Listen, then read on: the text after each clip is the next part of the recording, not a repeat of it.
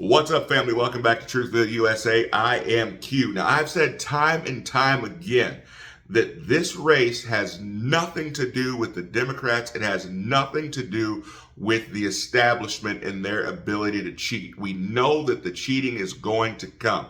I believe that Donald Trump and Laura Trump have done a very good job of trying to put the right people in the right places to limit the amount of cheating. They've put over 100,000 or putting over 100,000 poll watchers and counters in these various places, along with hundreds of attorneys around the country. Now, I know many of you guys said, well, 100,000, that's only a drop in the bucket. Guys, just understand that only a couple 100,000 voters actually decide the election. It's a handful of counties that decide the election.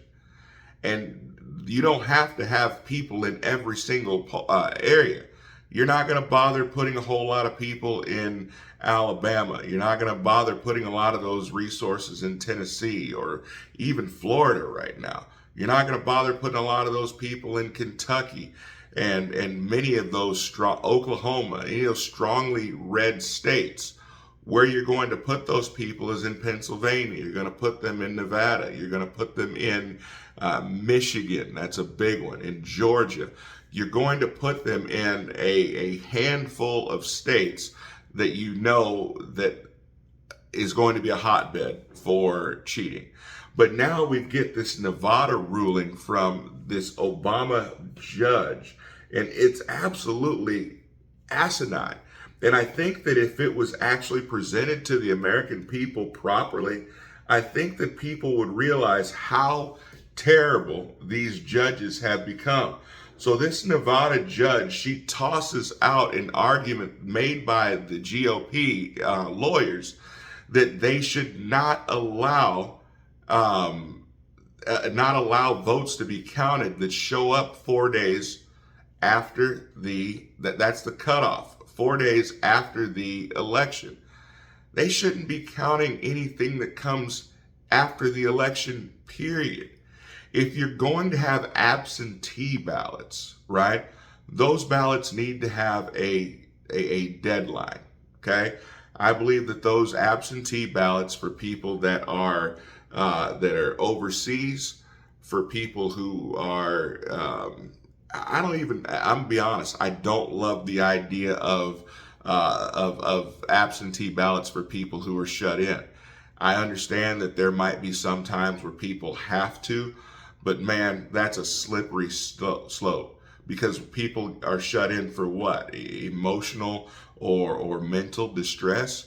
If people are shut in because of anxiety, I mean, you can claim, I know most people wouldn't, but you can claim to be shut in for a whole lot of reasons that would be granted.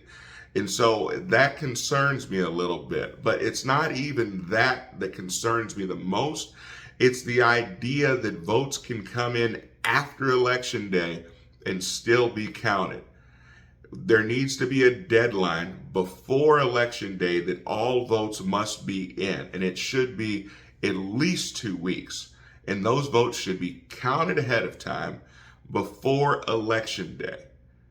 That's the only way to make this work.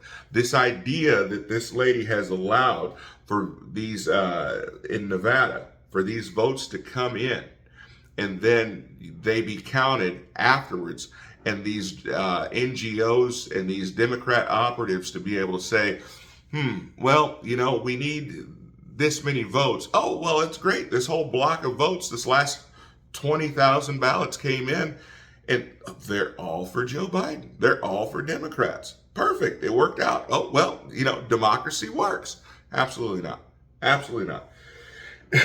This needs to be overthrown. She goes on to say, well, there's no evidence that just because in the past that this rule has worked for Democrats, there's no guarantee that it's going to work the same way this year, that alienating people from being able to have their votes counted is undemocratic. Well, if you don't have enough sense within you to get your vote put in on time, it wasn't that important to you. Let me know what you guys think about it. Comment below. I'll see you guys next time. Be blessed.